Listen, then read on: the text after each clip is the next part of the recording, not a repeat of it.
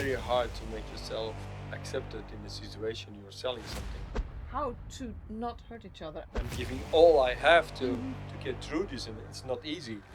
So I need somebody to help. The two hidden torpedoes in a neurotypical neurodivergent relationship are the blame game and the drama triangle. Should we fire torpedoes? Two torpedoes that will sink ND-NT relationships, the blame game and the drama triangle.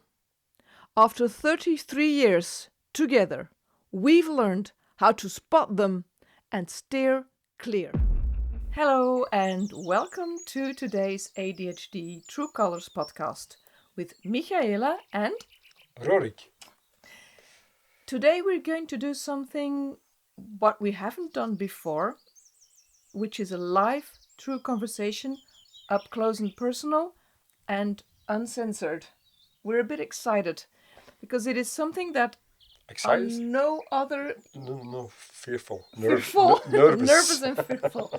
Because it's something that, correct me if I'm wrong, but I don't think I've seen any other couples coming up live. Not live, we're not live. We're not at that point to bring it to you live. But, I mean, uncensored topics that are painful, are difficult to approach. I'm sure you all have them when you're in a neurotypical, neurodivergent relationship. Of others too, but that's not the subject here. And these topics are quite specific and hard to address. And instead of explaining to you theoretically how we do it, we're going to try to have the conversation live. The subject is self-worth, fear of failure, and all the consequences of it. Okay, do you want to explain the situation? No. Okay, I'll give it a go. So, as you guys already know, we've been together for 30 years trying to figure out how to live together, and we only got a diagnosis of him having ADHD just a couple of months ago. And since then, a lot of things changed for the better. And one of the things we, as a consequence, want to change as well is where and how we will be living. So this means we want to sell our farm. We've lived here for over 20 years, and now we want to move around the world. However, selling the house with the memories and the burdens of all the projects we started And cancelled. and never got rid of them after that is somehow complicated for several reasons. Let's start with the first reason. Having people come to visit the property. This is a difficult one. I'm the neurotypical of the team, and I am also partially sighted, and I have always been adverse to anything that had to do with selling. I'm really not a good salesperson. At least I think I'm not. I'm not sure. However, so talking to the people who are interested, preparing the presentations and all that, he's left this so far up to me. And also, I've noticed that when people come, it's really hard to make an appointment. It feels as if there's never a right moment. It's like, shall I invite them then, or shall I fix an appointment that this day? And it's like, it seems like you don't want to sell the house, to be honest. There's something is bothering you, and it's like, does he really want to do it, or would he prefer actually maybe just not doing it at all? And it doesn't make me sure at all. How are your feelings about people coming into our intimacy? Because that is what it is. And it's not just that, but it's also that we did a good job in cleaning up. Or I must say, I did a good job in cleaning up. Because I ran away. Yeah. I was about 1,000 kilometers. And while he was away, I've contacted other people to come and help me out every now and then to clean up the mess, basically. And I can assure you, mess there was. It's a lot better now, but still, It's you can see that these two people who lived here, they've been struggling, and it's not a pleasant feeling to show that to other people. So we recently got an offer from someone, and since that moment, and it seems like somehow you've come to terms with it, but can you explain? Because I would like to know how you feel about this particular issue, because it is something that can come up, and I'm sure it has done in some form or another in your relationships as well, where you want to do something and it seems like your partner is just not coming along with it. Yeah. Well, first of all, something changed.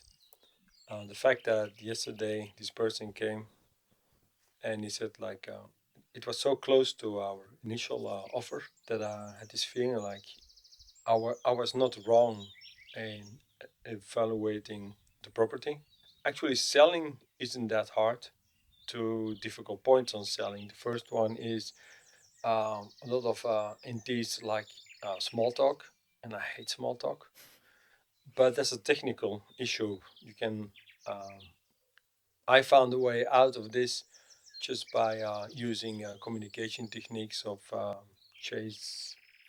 Army, agent of BI, hypnosis, Gaia, NLP stuff. Yeah. So instead of having to listen to things I don't want to listen to, and go into this glaze, so just repeating what they are saying and reframing uh, the the words they have used, and also that for me that triggers an attention, focus to do it right. It's a technique. It's almost like a challenge. But that's just the technical part of selling. The other part is, and it's much more important. The thing that I want to sell has to have a value, and I, as seller, has to determine what is the value of this object or whatever I want to sell or service. And for me, it's very hard because all my complete entire childhood and even as a young adult, having this thing hurt like, yeah, but you're always doing this and you're doing that, and you're not concentrated in you can't persist in what you're doing. And I think that these sentences have been repeated like 1,000 times, maybe more. A few times when I did something that somebody said like, hey, wow, this is nice, this is good, or whatever. It's so little that I think it's like 1,000 times negative and a few hundred. So not even 10%. So if I want to sell this house, then I had to put a price on it, and I did a lot of research. I thought like, okay, this must be a good price. And in the beginning, when people showed up and we had no offer, it was really very hard for me to feel right. And if I don't feel right, it's very hard for me to be open. And if I'm not open to somebody who wants to buy the house, you think something's fishy. Uh-huh. And so for me, like I had this feeling like it is better not to show up than to be there and to give wrong vibrations. But it's really hard to do this as a couple because we decided not to work with an agency, and thereby not making things easier for ourselves, because it means that it's a direct, and if people come here, I have to give them a reason as to why my husband is not present but being here. And so we found the solution in having you inside working. Just people, when people work in an office or then they are outside their homes, and it's easy. My husband's out to work. That explains why he's not there. But he's not there because, first of all, what we do is at home, but also because he can't be there. And I have to be convinced of the fact that he can't do it and not that he doesn't want to do it. This will change my expression. Because if I feel awkward and uneasy about the fact that I have to... Or abandoned. Abandoned, yes. Abandoned, yeah, sorry. Yeah, like I cannot be open to people and confident, then they will pick this up as insecurity, and they will then not be so ready or open to buy something. Basically, that's what it, because it's not just we give this house as an example, but you understand, I'm sure you understand that this is for a lot of other things as well. Mm-hmm. When it comes to explaining why I'm here and he's not while he is, and it's very confusing, and confusion is the worst thing you can do in any form of sales. So Kiss is the... keep it simple and stupid and clear. So this is what we had to figure out. So we found a bypass. You were working on the computer. I knocked on your door saying, we're going to disturb you for a second. Can you excuse us, please? And this seemed to work quite fine because I was at ease with the situation. Okay, we're going to do it like this. I'm okay with that. And he's at ease because he's doing something and he's not... We took away the awkwardness. I think this is also a little bit of a bypass. This word and self-worth thing. Mm-hmm. Because, as I said, yesterday I received this first offer. It's a good price. And also my evaluation was good. That's correct. Yep. Tonight somebody else is going to come, and I feel a lot more at ease now. The thing that's really holding me back is not knowing how to sell stuff, because I can sell stuff. Like I sold my motorcycle for a good price, cars always for a good price. Yep. But I always do it completely alone. I mean, no family, no friends, just me and the potential buyer. Having this feeling that somebody's like criticizing me doesn't work. I can't be at ease with a potential buyer when I feel like the people I love are criticizing me. Does it bother you too when other people criticize you? Or is it just the people that are close to you? And most of the time I avoid situations where you can be criticized. But it's a thin line between being critical and giving feedback. As a neurotypical partner, I think this is one of the most sensitive parts of communicating with a neurodivergent partner, because sometimes certain topics are, if you touch them, it hurts. Like what? Like, okay, I'll give you a good example. As we said before, there's a lot of things here that are remnants of failed projects, materials, stoof. For my part, it's painful to think about it, but I wouldn't mind getting rid of it, even if it's for a ridiculously low price. I wouldn't really care. Just get it out of my sight. And for you, this is completely different. And a while ago, I asked you about this, and you replied to me that artifacts remind me in everyday life that I'm a loser. And this shocked me, because I don't think of him as a loser. Even before we had the diagnosis of ADHD, I didn't think of you as a loser. Talented you are, and how versatile, how much skills you have, and that the things that you do are really amazing. But I did realize there's something terribly wrong with your idea of self-worth if you're calling yourself a loser. So why did you say that? I think it's more like being a loser in this project. And these are like the artifacts of this project. So I wanted to be reminded that it's not gonna work, so you don't have to invest more time and money and energy in this project, because it's never gonna work. Losing the project and letting it go. But sometimes I think like, oh yeah, maybe I could do it this way or that way, change it a little bit here. Or you worked very hard to try to change and make it as a good offer to your public or whatever. To which extent does keeping these artifacts visible help restart your new life? This is NLP, woman. I'll learn from the best. It ain't. Yeah, this is called in Flemish having a cookie from your own dough. Yeah.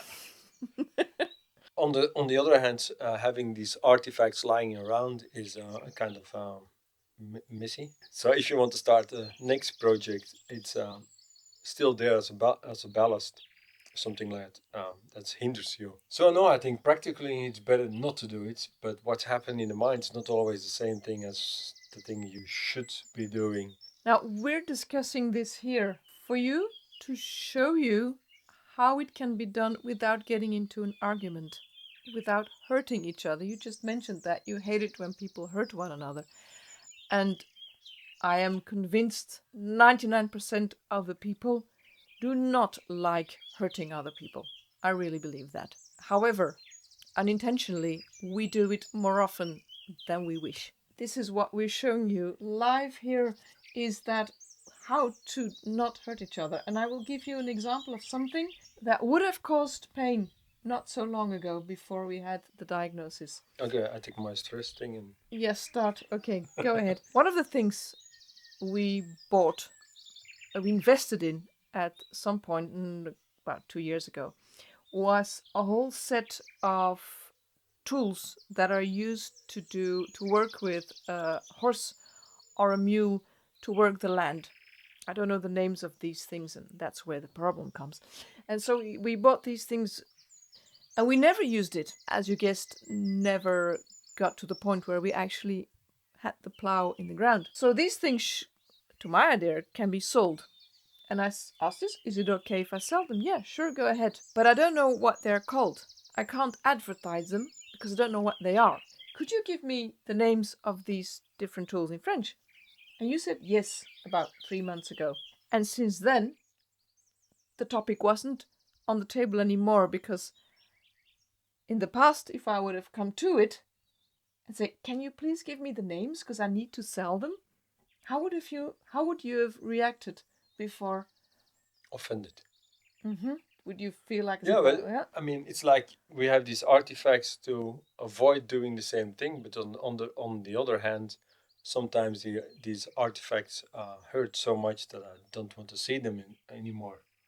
So I walk past by like.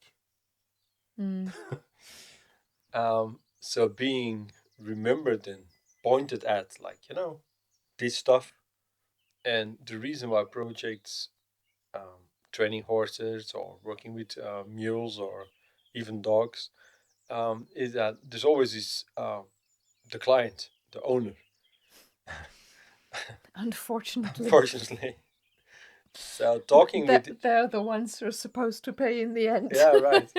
Doing this stuff and training these animals is very nice, and then there comes a stupid whatever farmer, and then he starts hitting the animal or pulling, and then the horse or the mule pulls the other direction, and they get aggressive, and then they start fighting, and when I work with animals, it's for me it's very easy to open a communication channel with an animal.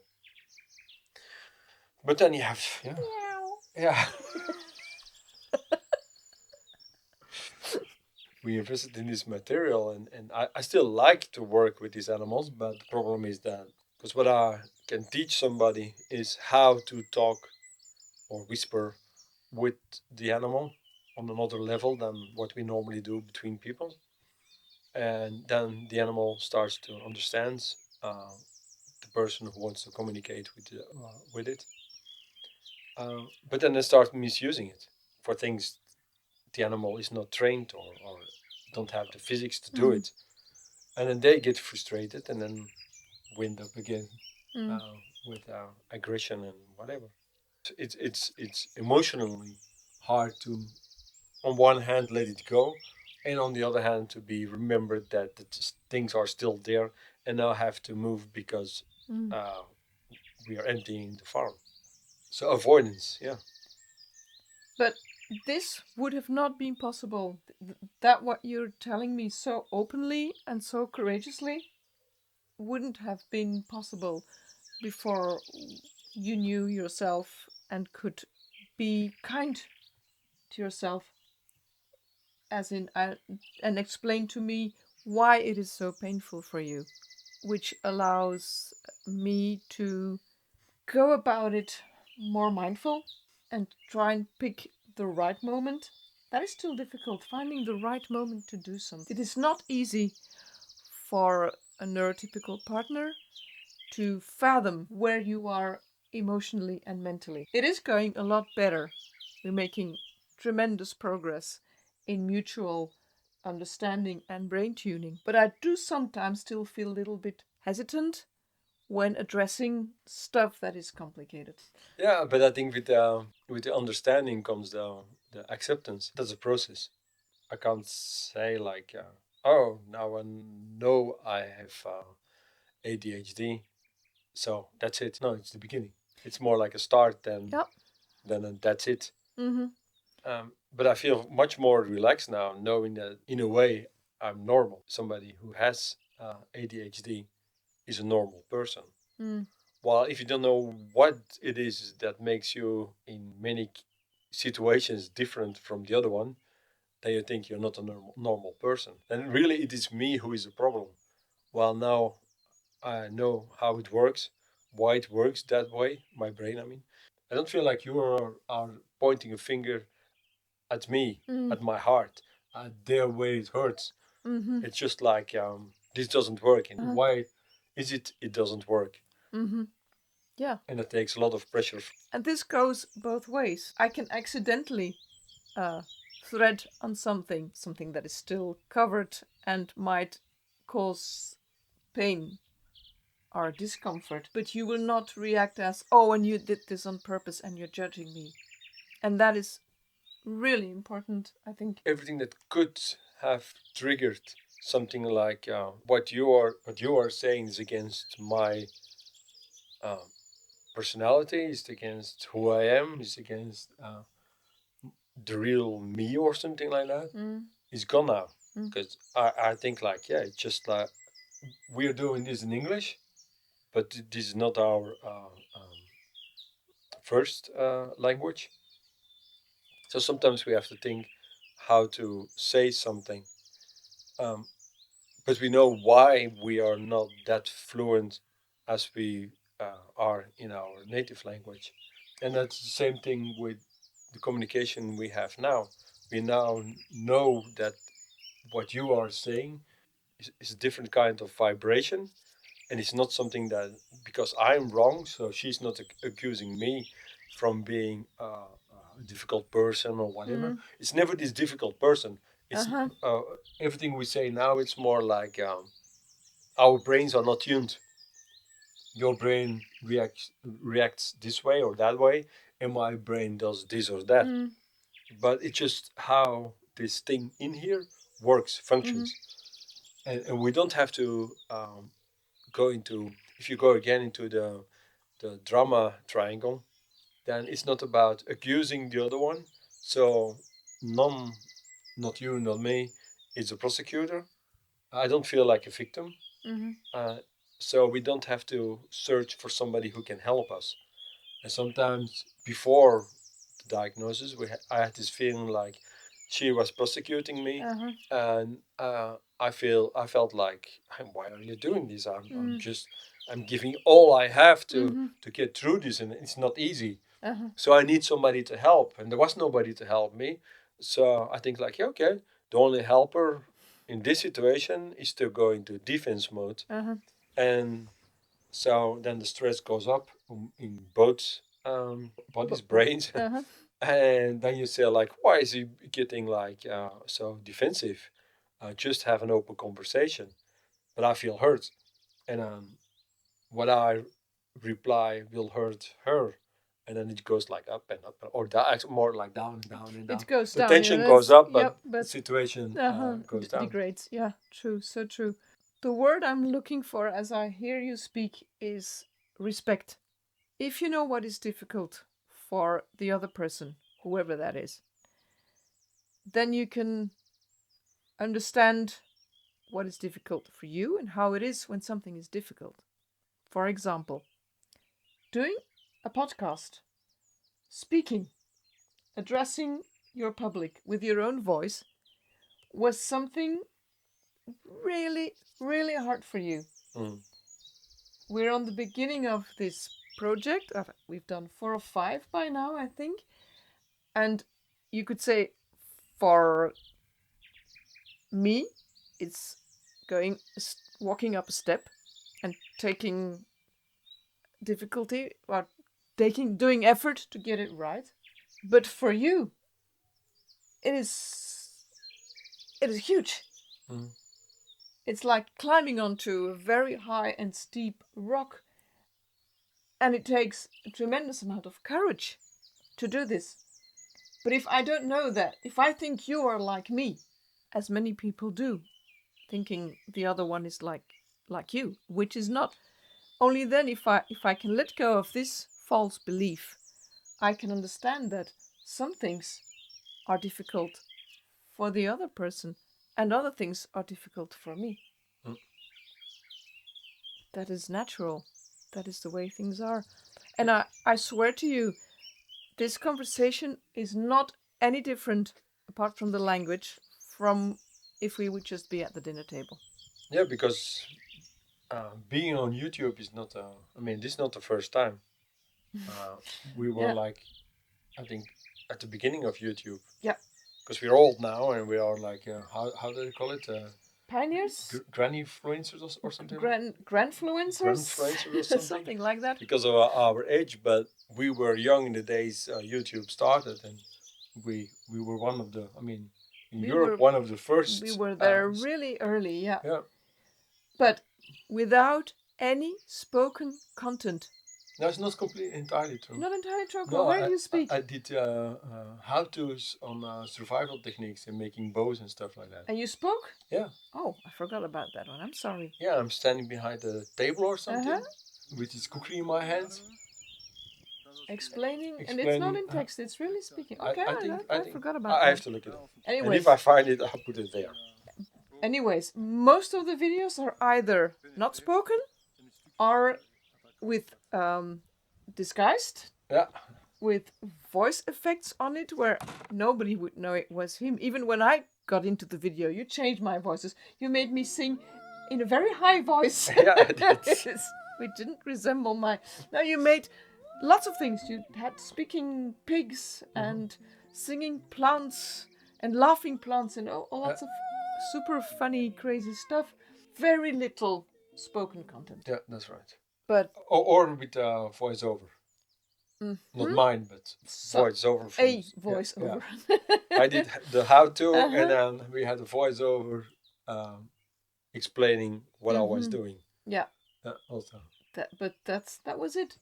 I don't know about your ADHD partner, but I know mine has incredible ideas, incredible insights, and it used to frustrate me enormously when I would ask him to explain this in public. When you're at ease and when you're feeling safe, you can do these resumes that are absolutely mind-blowing, and I can listen to you for hours. And that's not just because you're my partner, but because you really have interesting stuff to say that I would never have come up with myself. So I take this and I enjoy it, and it enriches. It makes my life richer. But when other people come around, very often you just like you're not the same person. Yeah, but that's because I have this. When I was a child, I also had this feeling that nobody was listening to me, because everybody said like, you're speaking too fast, you're doing this, you're doing that, you make too much noise, you're bringing in ideas that are not necessary in what we are discussing now and stuff like that. They accuse me all the time of not being to the point, of just like having too much fantasy or being too creative. And I don't know how somebody can be too creative. But anyway, that was what I said. Did they accuse you of foul play? Foul play? Yeah, also, yeah. As a very small child, I think I was 5 or 6 or something. And it was just before Christmas time. My parents had bought a Christmas tree, and they didn't have this star-like stuff you have to put on top of a Christmas tree. And I said, the Star of Bethlehem. Yeah. So I said to them like, I will make something to put on top of it, and my mother said, yeah, okay, go ahead. And I think I think it's a squirrel or something holding a candle. A squirrel. What else? Yeah, a squirrel holding a candle. So There's something with ADHD and squirrels. I don't know where that gets. So you have this squirrel like, and he was holding like a candle like this, Uh-huh. and then this candle has a big flame, a yellow flame. And they said like, yeah, you copied it from a Walt Disney book or something. I said, no, I didn't. I mean, this Walt Disney book I had as my inspiration because at this age I didn't know how to draw a squirrel. And then I tried to prove that I just had drawn it by like, see, it's much bigger than the small picture from the book.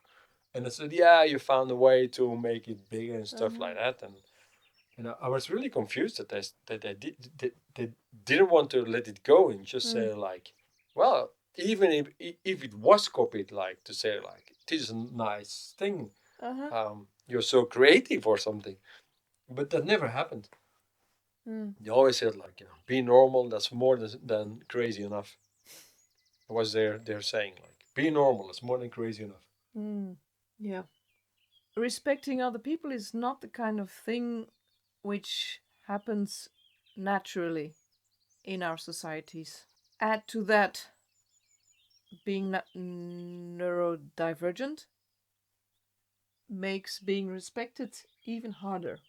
Would you agree with me, or would you consider the idea that being neurodivergent, not having been respected as a child by those who actually should have respected you, but for one reason or another weren't capable of doing so, this is without judgment, that's just the way it is, makes you somehow at some point believe that it is because of you that everything goes wrong? And are there observations that you can make or have made in the past that actually prove the opposite? I thereby think about something we have experienced together quite a few years ago when we were still in Belgium, and you bought yourself a motorcycle, a BMW 1100cc, a big machine. And you actually didn't know how to drive a motorbike before you bought it, which kind of made me worry about the safety of the whole thing. But you entered a course, a driver's course for motorbike riders, and how to avoid accidents and obstacles, and generally how to ride a motorbike safely. And I remember I was with you on this one of the days of these lessons with a lot of other people. And so there was the instructor, who was a hyperactive guy, very speedy, very funny as well. Anyways, he knew how to ride a bike. I had a ride with him, which was super exciting. Anyways, but anyway, so one of the exercises, and maybe you can tell the story, Rorick, because it's a good example of why being ADHD or having ADHD is not always the reason for people not getting you. No, but even after an experience like that, you don't feel like as an ADHD, you don't feel like it's not because you can generalize it that people are not listening to you. Though what you feel, there where you have been hurt, it goes away, evaporates.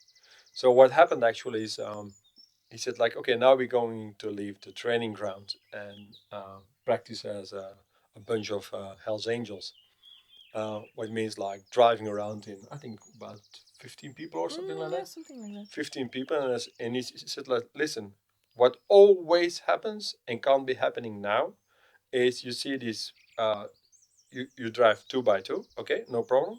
But if one has a problem in front of you and he puts himself on the side of the road, then everybody drives on and go and look for a safer place to put his bike down, and then one can stay, but all the rest goes on. So we don't have a traffic jam, we don't have accidents and stuff like that. So he explained it, and I think he repeated it about 10 times or something. I said, like, come on, not another stuff. This is enough. I know what you mean. And we just went out and we turned one time to the right. And I think after, I don't know, The first 5 minutes. a quarter of a mile, Yeah. it happened. Somebody stopped. Everybody stopped, and I wanted to drive on, but I couldn't because the complete street was blocked. It was like the whole in Jungle Books when the elephants come. Yeah, it's a bing, bing, bing, bing. Amazing. Yeah, and we were less than 5 minutes, and it happened. And that's something like, I said, oh, wow. So not everybody's listening to what an instructor says. It doesn't change this feeling I have that nobody ever listens to me. And sometimes what I say is too complicated. I can understand that. This is an issue that can be resolved very quickly. Just say, like, I don't understand you. Can you explain this? But it never happens. People never say, like, I don't know what you're saying. Everybody always says, like, you're confusing, or you are confused. And that's very hard because I'm not. I'm just, this brain is doing a lot of things. Nobody wants to feel stupid. And most people will unconsciously have a hard time admitting that when somebody is explaining something which sounds complicated, that they can't understand it. I have that problem. And I'm sure everybody has had that, where somebody explains something to you and you feel like, this sounds really smart. I should be able to understand this. But I have no idea what he's talking about. And then there must be a reason why you don't understand. And it's very hard to say to yourself, I should actually ask. It's okay not to understand. We weren't brought up that way. You get bad notes at school if you don't understand things, and you feel ashamed about not understanding. I mean, being called an idiot is not nice. It's not fun. It doesn't do you good. But being called a lunatic, no, neither. No. But that's not the issue. Yeah, it is. It is, okay. Yeah, about 10 years or something. I was into history. We traveled through Europe every summertime, and we only visited castles, churches, and mountains. There were 3 things on our program. Sounds like fun. Yeah. So at school, I had a lot of things to tell about the Dark Ages, because I mean, our family visited this kind of torture chambers. And torture stuff. chamber, yeah, like and weaponry and stuff like that. I remember there was a teacher. It was about the history of Belgium. It was like in 13 something. There was a big battle, and they used a special kind of weapon. I can show it here. And I knew what the name of this thing was, and I said to her, "It is this," and she said, "No, no, no, it is that." And we started arguing, and I was so sure that so I said, "Okay, tomorrow I bring you a book and I show you." And the only thing she said to me is like, "You are not a polite boy." She felt humiliated. Yeah, but I was right. So it was black and white. As a teenager, I became more and more arrogant because I knew I was right. And I said to the teacher, "You're wrong." And I already have seen all these books. And then they always said, like, "You're arrogant, you're this, you're that." But the more they repeated the fact that I was arrogant, the more arrogant I became. Just to provoke them.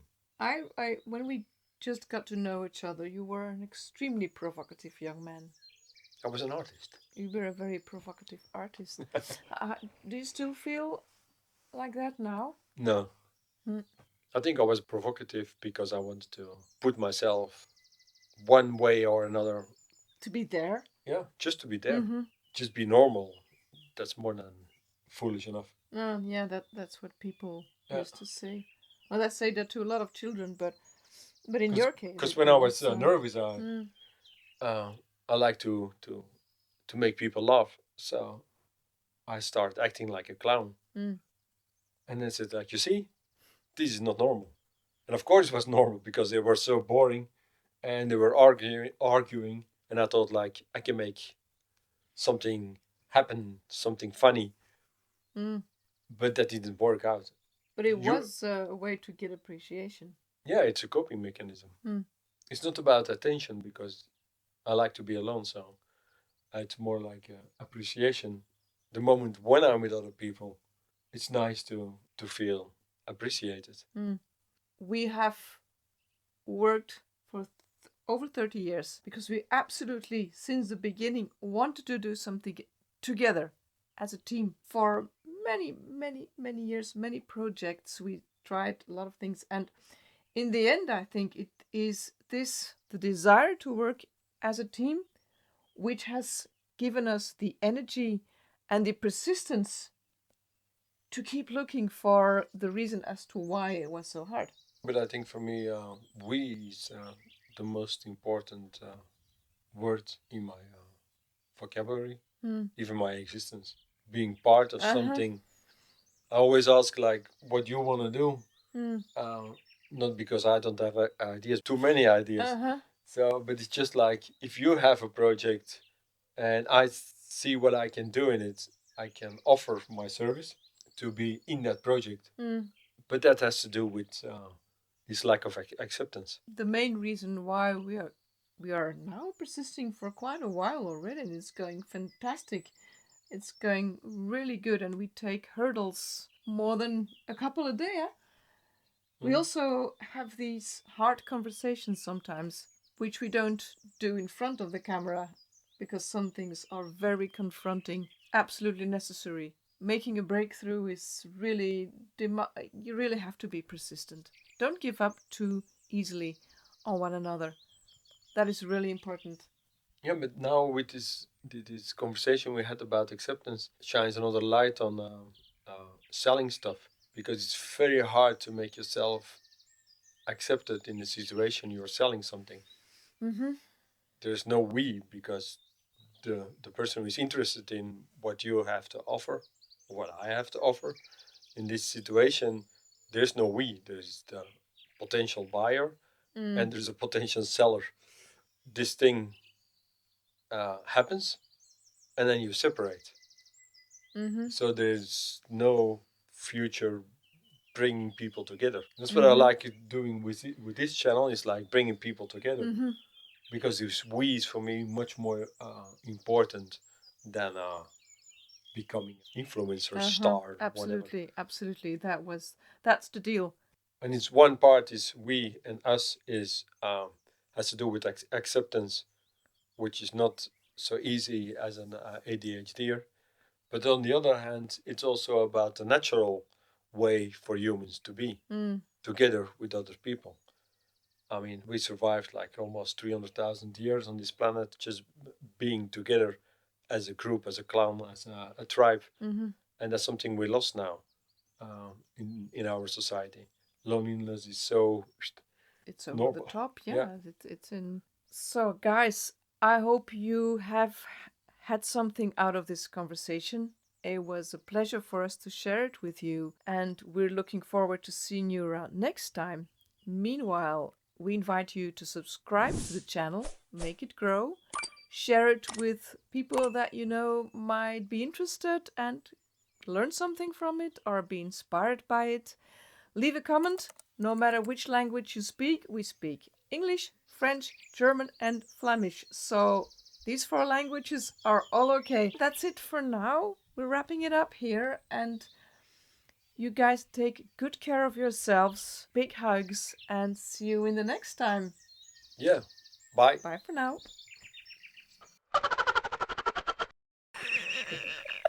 2. Hidden. Torpedoes in a sorry.